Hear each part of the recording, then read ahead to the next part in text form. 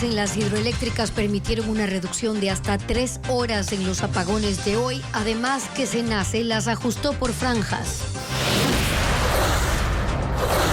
El gobierno maneja 3 vías para acabar con los apagones: contratar barcazas, importar gas y que las empresas se asocien para generar energía, pero todas tienen obstáculos.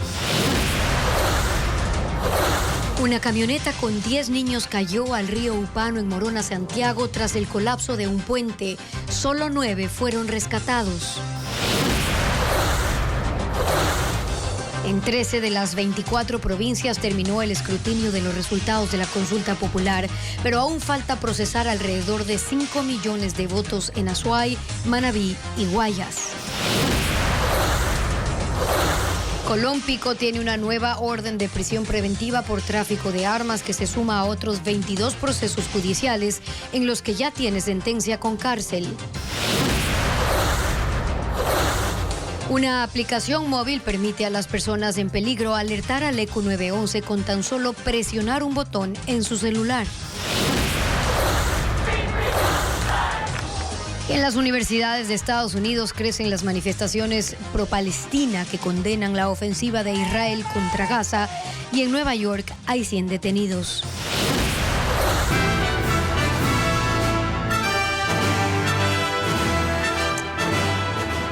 Buenas tardes, amigos. Bienvenidos a Televistazo. Comenzamos con la crisis eléctrica del país. Estefi, hola. ¿Qué tal, Gaby? Amigos, bienvenidos. Los cortes de luz continuarán, aunque con una reducción de horarios.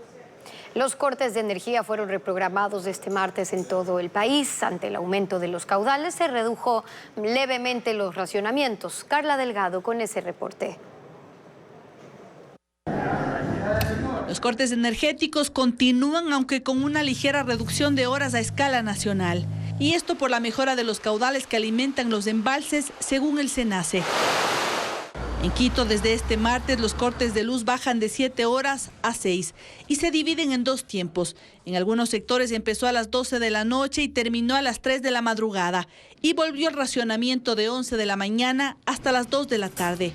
Esto dio un respiro principalmente a los negocios. Nos ha ayudado un poco. En cambio a los clientes, la atención y la producción.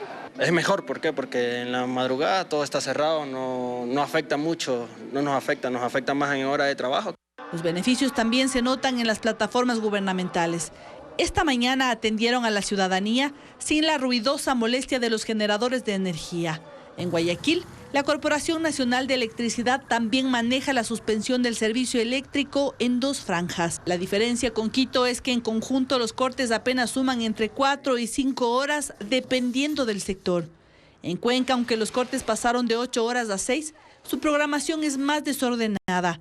En algunos sectores hay 3 cortes de 2, 3 o 4 horas en el mismo día. En el resto del país también se reporta una disminución de cortes. Y las hidroeléctricas del sur del país permanecen apagadas en modo de emergencia. Solo aportan energía en las horas pico para que los apagones no se extiendan. Francisco Garcés explica el objetivo de esta medida. Las 3 hidroeléctricas de la cuenca del río Paute siguen con caudales bajos y por esto se mantienen apagadas gran parte de la mañana para ahorrar agua de sus embalses. Este martes, Mazar, Paute Molino y Sopladora estuvieron fuera de operación desde las 2 de la mañana hasta las 11 de la mañana, cuando Molino y Sopladora empezaron a funcionar parcialmente. La situación contrasta con la de lunes, cuando esas hidroeléctricas estuvieron generando durante la mayor parte del día.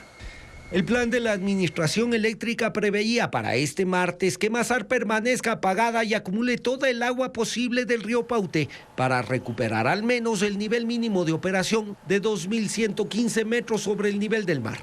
Mientras tanto, solo Paute Molino y Sopladora, aguas abajo del río Paute, debían suministrar energía durante las horas de mayor consumo. La previsión del SENACE es que Molino, que es la segunda planta más grande del país, produzca 3.000 megavatios y 3 de sus 10 turbinas entraron a generar desde las 11:30 de la mañana para aportar el 5% de la energía hidroeléctrica. Aguas abajo, en Sopladora, a las 11 de la mañana se prendió uno de sus 3 generadores para aportar con 1.800 megavatios. Eso representa el 3% de hidroelectricidad. La falta de agua hace que, en conjunto, las hidroeléctricas del país estén funcionando al 59% de su capacidad. ¿Cuánto le cuesta a un negocio generar su propia energía durante los apagones? Entre 500 y 4.000 dólares. Los propietarios dicen las ventas no cubren ese valor, pero lo hacen para no perder más clientes. Lo informa Luis Alfredo Zúñiga.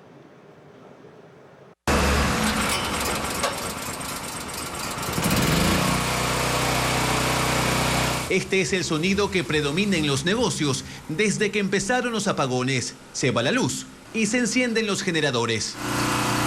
Una inversión que no es menor para los propietarios, pero también es inevitable. Así lo dice Ramiro Cordero, dueño de un restaurante en Guayaquil. Son 3 rubros en los que se debe gastar: el generador, la instalación eléctrica para adaptarlo al local y el combustible, que se paga a diario. Yo el equipo me cuesta 500 y pico. Más la instalación todo sale como 680. Perfecto. Y gasolina se va casi $10 diario. El gasto lo hizo para intentar recuperar el 50% de ventas que perdió por los apagones. Solo ha alcanzado un 30%, pero dice que peor es nada.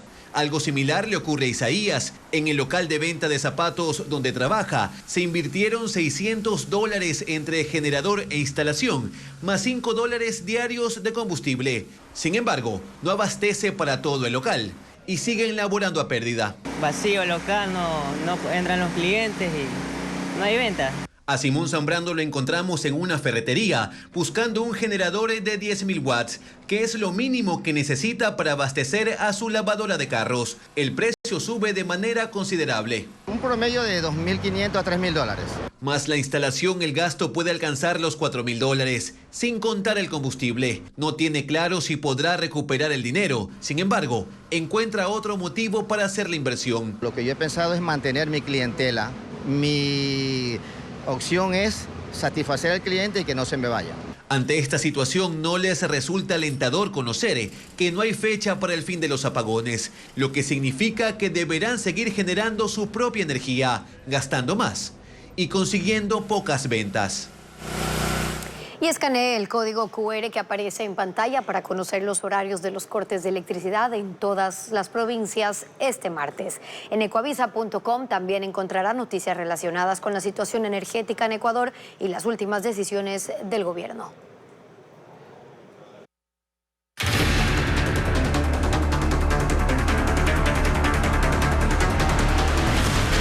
Clima, estragos por las lluvias.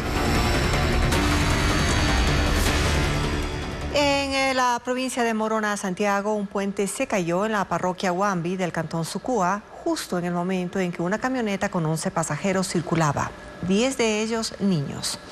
El vehículo cayó al río Upano y el cuerpo de bomberos rescató a 9 personas. 5 fueron trasladadas al hospital básico de Sucúa. Según el ECO 911, continúa la búsqueda de 2 menores de edad. Y 100 personas han sido evacuadas tras el aluvión en la parroquia Multitud del cantón Alausí, que destruyó viviendas, vehículos, postes de alumbrado eléctrico y las redes de distribución de agua. Ángel Pilatuña informa.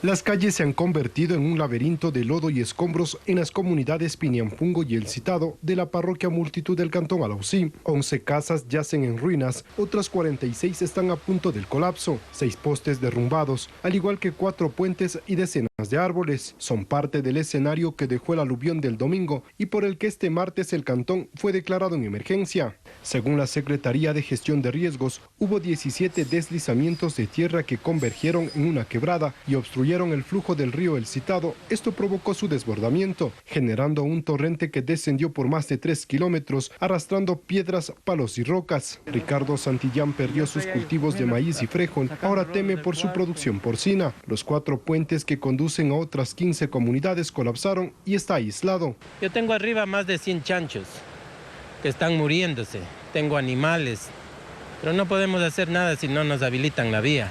En las comunidades Piniampungo y El Citado habitan aproximadamente 300 personas que ahora tienen que abastecerse de agua con tanqueros del Cuerpo de Bomberos de Alausí. El aluvión destruyó 600 metros de tubería para la distribución de agua en el área. Aproximadamente hay 200 personas afectadas. Este es un recinto de 268 personas, entonces casi el 100% de las personas están afectadas. Hasta el cierre de este informe, 100 habitantes de la comunidad del Citado fueron evacuados a un albergue que se habilitó en la escuela Pablo Arenas de la parroquia Multitud y también a una iglesia. Las lluvias de esta madrugada han dejado 83 deslizamientos, inundaciones, socavones y colapsos estructurales en el país. Hay 33 vías afectadas, como lo reporta Vanessa Robles. Según el ECU 911, los efectos de las lluvias afectan a al menos 33 tramos de las carreteras del país que permanecen cerradas o parcialmente habilitadas. Los deslizamientos de tierra en la provincia de Bolívar han dejado decenas de familias incomunicadas. La vía Chillanes-Bucay, en el sector Santa Rosa, entre el kilómetro 23 al 54, permanece cerrada. La ruta alterna es Chillanes-Almirante-Bucay. En la provincia del Cañar, la vía Sud-Cochancay-La Troncal también está cerrada tras el colapso del puente en el sector de La Cadena. La ruta alterna es La Troncal-Puerto Inca, en el kilómetro 26. En la provincia de Chimborazo, la vía Valvanera-Payatanga-Cumandá permanece cerrada por derrumbes en la zona. El trayecto alterno es Riobamba, Balsapamba, Babahoyo. En la provincia de Azuay, los deslizamientos de tierra y hundimientos afectan 11 tramos de la vía Cuenca-Girón-Pasaje. Está parcialmente habilitada, por lo que se recomienda circular con precaución. Un desprendimiento de rocas también se reportó en el kilómetro 98 de la ruta Cuenca-Molleturo-El Empalme. En la provincia de Santo Domingo, largas filas de vehículos se forman en el kilómetro 82 de la vía Aloac-Santo Domingo. Tratan de cruzar por el paso provisional habilitado solo para autos livianos, tras la caída del puente sobre el río Lelia. En el sitio se están construyendo las rampas de ingreso y barandas de la nueva estructura. En cambio, la vía Concordia-Puerto Nuevo permanece cerrada en el kilómetro 23 tras el colapso de una alcantarilla. La ruta alterna es La Concordia, Plan Piloto, La Villegas. En la provincia de Zamora Chinchipe, las lluvias de esta madrugada provocaron que lodo y material pétreo obstaculice 50 metros de la vía Zamora-Yanzasa. Personal de limpieza atendió la emergencia y la vía fue rehabilitada. Desde el sábado hasta el momento, se han reportado 83 eventos peligrosos por lluvias. Y ahora veamos el pronóstico del INAMI hasta el miércoles 24 de abril. Habrá lluvias con nivel medio en 2 provincias de la costa, Esmeraldas y Santo Domingo de los Áchilas, mientras que en la sierra, en las provincias de Imbabura, Pichincha, Bolívar, Cañar y Azuay serán de nivel alto, pero en Quito puede caer granizo. Napo, Sucumbíos, Orellana y Pastaza en la Amazonía también habrá un nivel alto de precipitaciones. El índice de radiación ultravioleta será alto a escala nacional, por lo que se recomienda usar ropa con mangas largas, evitar colores oscuros, utilizar sombrero, gafas con protección UV. El Senado de Estados Unidos se alista para votar por un paquete de ayuda por $60.000 millones para Ucrania, que ya fue aprobado por la Cámara de Representantes. El presidente Joe Biden firmará el documento para convertirlo en ley. También Reino Unido aprobó nuevos fondos. El primer ministro británico advierte que si el mandatario ruso gana la guerra, no se conformará con quedarse con Ucrania. Informa Pedro Jiménez. Es un día clave para el futuro de Ucrania en la guerra contra la invasión rusa. El Senado estadounidense sesiona desde esta mañana para votar por un paquete de ayuda de $60.000 millones. El líder de la mayoría demócrata, Chuck Schumer, dijo que ha llegado el momento de terminar el trabajo, que no hay cómo dejar que sigan esperando.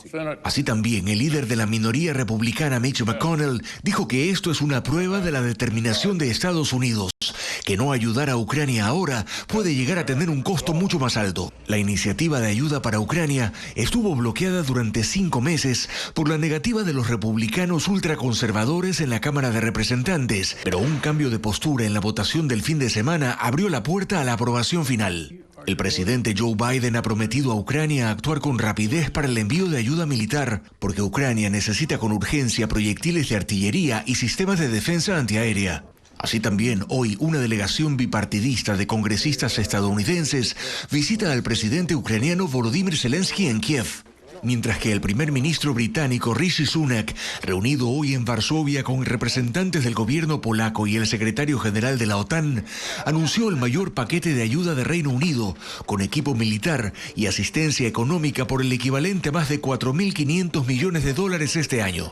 Si permitimos que Putin gane esta guerra de agresión, no se detendrá en la frontera con Polonia, señaló. El gobierno ruso, por su parte, ha reaccionado ante estos anuncios diciendo que las posiciones de sus tropas han mejorado y que la ayuda extranjera anunciada para Ucrania no cambiará la dinámica actual de la guerra, que ese dinero y las armas que los aliados suministrarán a las fuerzas de Kiev hará que haya más muertes en Ucrania.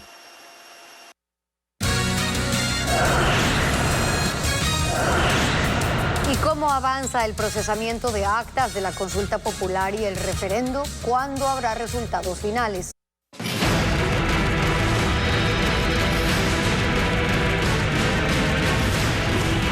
Consulta los efectos del 9 a 2.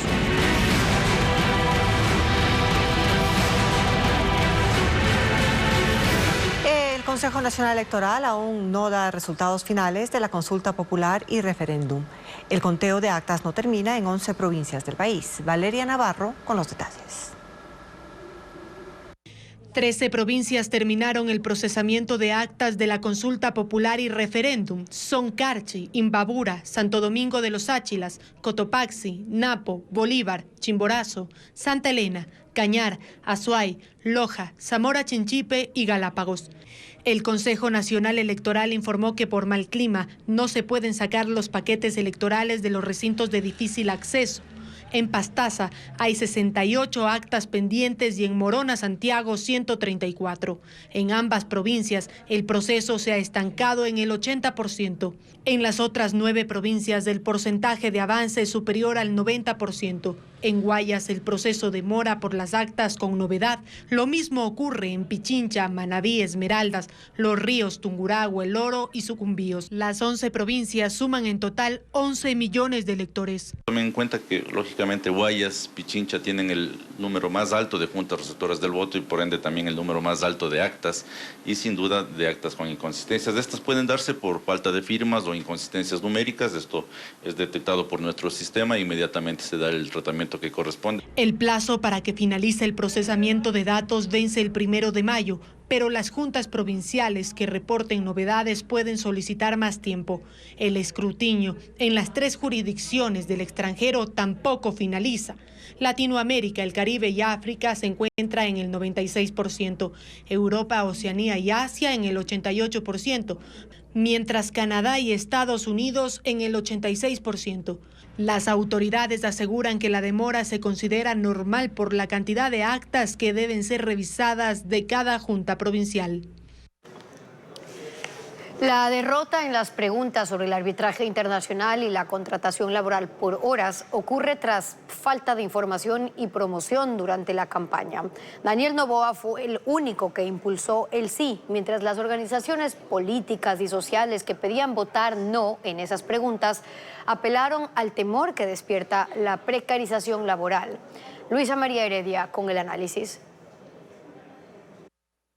El no se impuso solo en 2 preguntas de la consulta popular y el referéndum, las económicas. Una planteaba el arbitraje internacional como mecanismo para atraer la inversión extranjera, proyectando la imagen de un país jurídicamente seguro. Otra insistía en la necesidad de contar con una nueva forma de contratación laboral por horas, para combatir el desempleo y reducir la informalidad. Es decir, eran los únicos 2 planteamientos que requerían de un cambio de actitud social, que le dé apertura al desarrollo y a la modernidad. Pero justo allí al oficialismo le falló el capital político. No todos los jóvenes que se supone que son el voto duro que llevó a Daniel Noboa a la presidencia lo apoyaron en estos temas. Y es que Noboa, quien fue el vocero único por el sí durante una corta y casi nula campaña electoral, apostando a ganar, se agarró del tema de la seguridad que se planteaba en el resto de preguntas, la mayor parte del tiempo. No hizo énfasis en las que precisamente tenían un contenido más técnico. Del arbitraje internacional prácticamente no habló nunca, mientras Mientras las organizaciones sociales y políticas de izquierda que hicieron campaña por el no en esa pregunta, apelaron al nacionalismo. Le dijeron al electorado que votar sí en esa pregunta era perder soberanía. En tanto que el sindicalismo que promovió el no al contrato por horas revivió un concepto que le genera temor a los ciudadanos: la precarización laboral. Al final de la campaña, en varios encuentros con jóvenes, Noboa intentó revertir ese miedo poniendo ejemplos de a quiénes y cómo iba a beneficiar ese cambio y asegurando que quienes tienen un empleo formal no iban a resultar perjudicados. Pero no fue suficiente en medio de la bulla que en las calles y en las redes ya habían hecho los opositores. Y desde el sector empresarial, donde se ha dicho en más de una ocasión que el trabajo por horas iba a permitir abrir más plazas de empleo, tampoco hubo una promoción del sí. Al final eran 2 preguntas sin padrino, cuya pérdida era bastante previsible, incluso horas antes del domingo.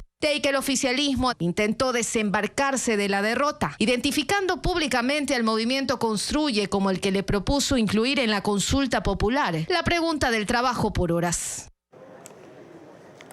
Ingrese con su teléfono celular al código QR que aparece ahora en pantalla. Acceda a ecuavisa.com y para conocer más detalles sobre los resultados de las 11 preguntas de la consulta popular y referéndum, recuerde también que nuestro portal web tendrá noticias y análisis sobre la jornada electoral.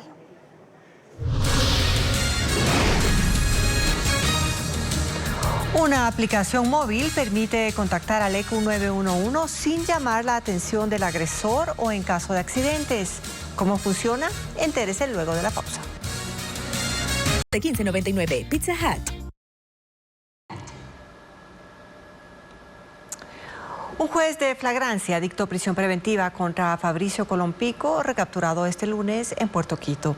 Este cabecilla de los Lobos constaba en la lista de los más buscados y será trasladado a la cárcel La Roca. Paul Romero con el informe.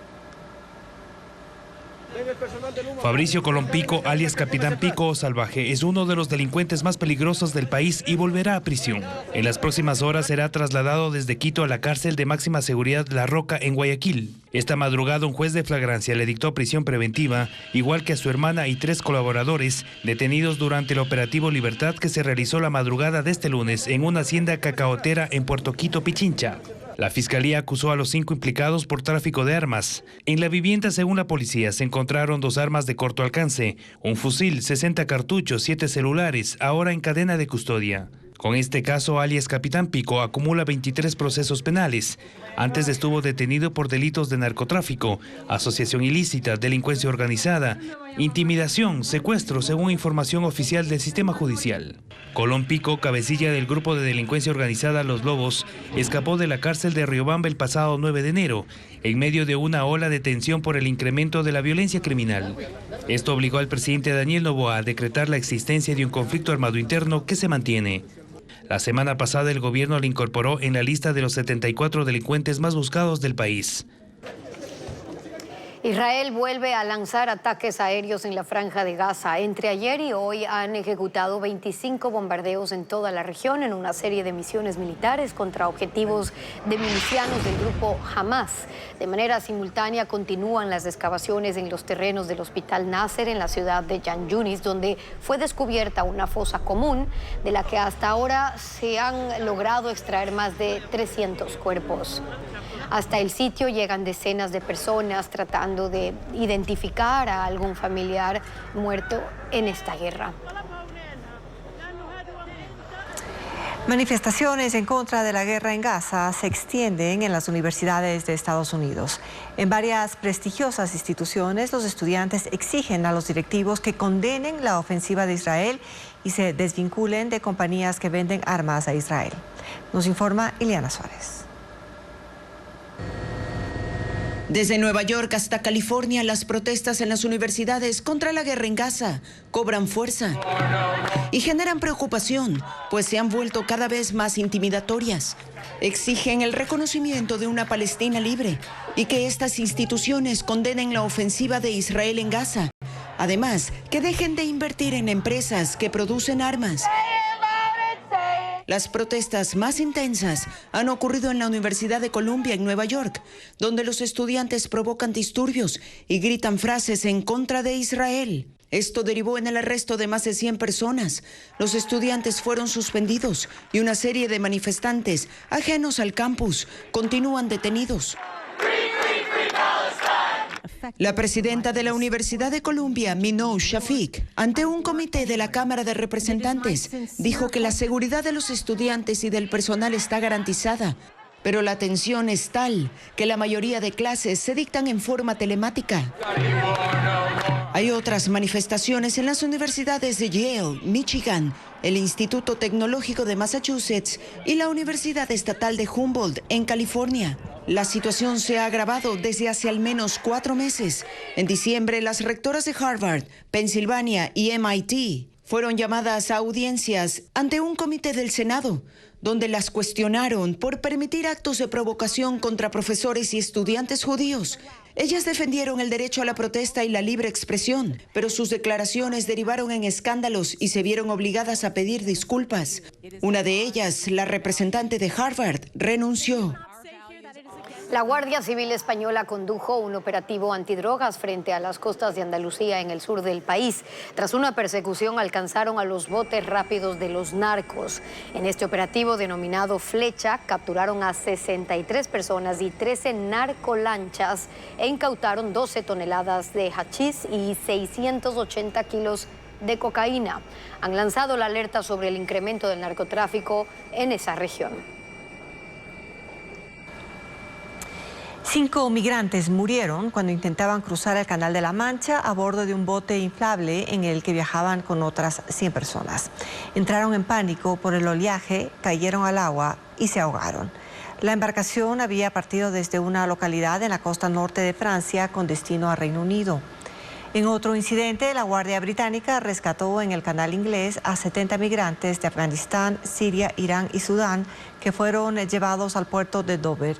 Este cruce es el trayecto más corto entre Francia e Inglaterra y en promedio unas 30.000 personas lo cruzan en forma ilegal cada año.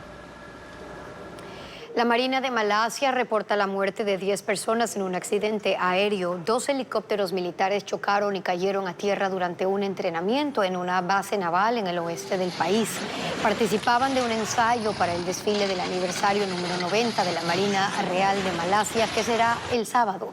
Investigan las causas de este hecho. La nave espacial Voyager 1 de la NASA ha empezado a enviar datos a la Tierra por primera vez desde hace 5 meses, cuando se interrumpieron las comunicaciones por un daño en la memoria del sistema de vuelo. En este tiempo, los técnicos solucionaron la falla de forma remota. Se trata de la sonda más distante en el cosmos, lanzada hace 46 años y que se encuentra a 24.000 millones de kilómetros.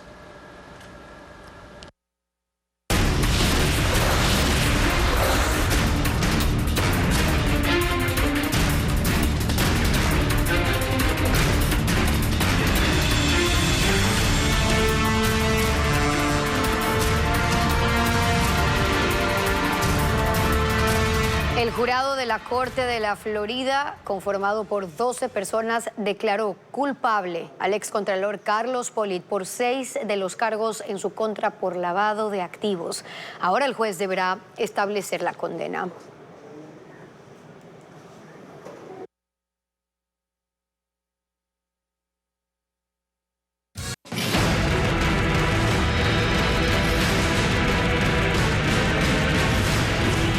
Consulta los efectos del 9 a 2.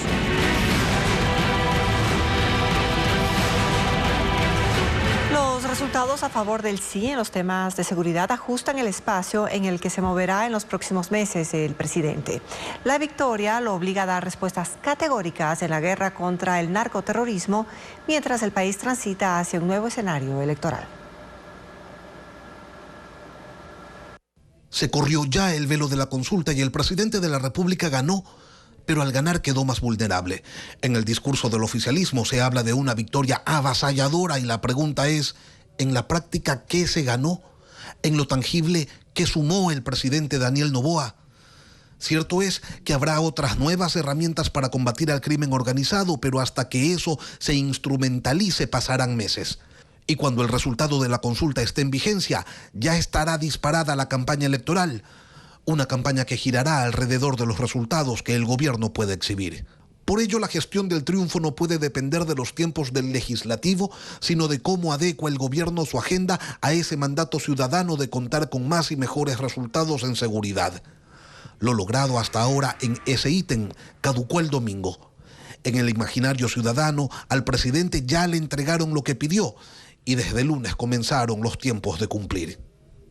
La mochila del presidente se hizo más pesada, porque la consulta no apuntala a los otros temas complejos que tiene el gobierno. El incremento del IVA, el desempleo, y si no llueve llegan los apagones, y si llueve mucho entonces se van las carreteras. Con todo eso a cuestas, el jefe de Estado empieza a transitar un tiempo que lo lleva indefectiblemente hacia una campaña electoral en donde los otros podrán hacer promesas, pero él deberá exhibir resultados. Tendrá la plata y el equipo para generarlos. Ahí está el reto, porque será su capacidad de gestión la que entre en evaluación. El triunfo del domingo lo coloca a Daniel Noboa en un terreno de mayores exigencias y los resultados de la consulta por ahora no le suman un clavo al combate a la inseguridad. Sin embargo, tiene la ventaja de que no hay nadie más en la escena, no hay grandes contrincantes en el horizonte. Y si bien eso no significa que no aparezcan luego, al menos hoy para Noboa, es una preocupación menos. La compañía de danza y la Orquesta Sinfónica de la Universidad de Cuenca alistan una gala que pondrá sobre el escenario a 20 bailarines y 60 músicos. Además, en Quito, una microobra de teatro es parte de la nueva temporada de El Ático de la Casa Toledo. Estefanía Arias con la agenda cultural.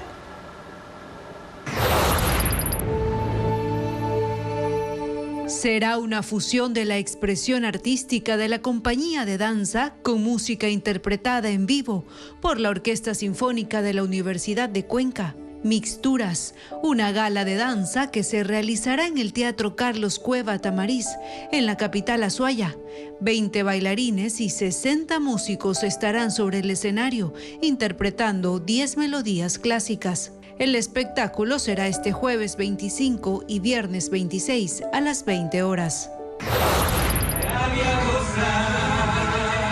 La Ventana Indiscreta, una microobra que se dará en el ático de la Casa Toledo en Quito y que se suma a la cartelera con Saladín y Barry Potter, interpretada por Israel Gallego y Omaira Polania. Las funciones serán este viernes 26 y sábado 27 a las 19 horas.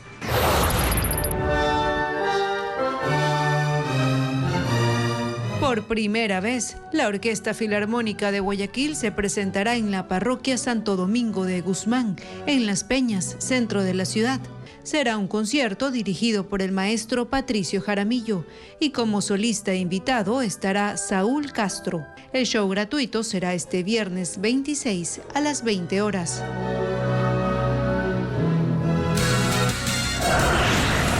El aplicativo del ECU 911 sirve como alerta silenciosa para delitos como femicidios, sicariatos, robos, personas armadas, violencia intrafamiliar y hasta accidente de tránsito. Melín Ochoa con la explicación.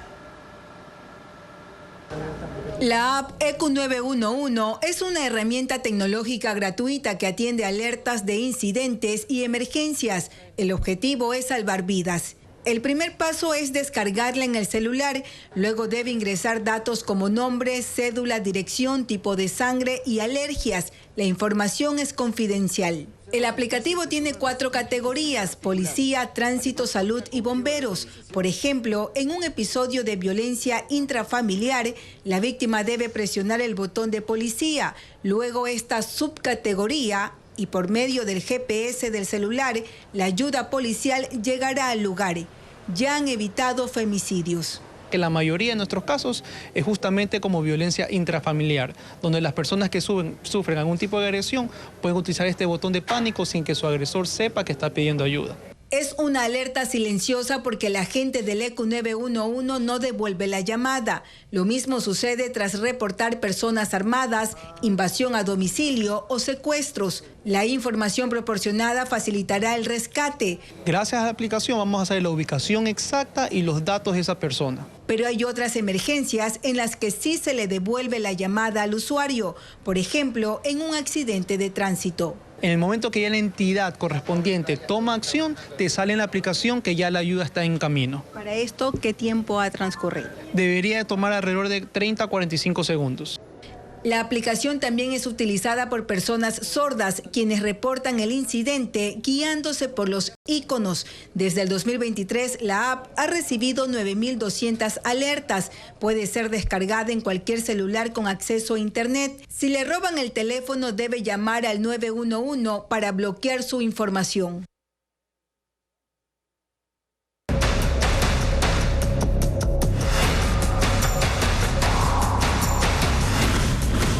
Apagones. ¿Cómo salir del túnel?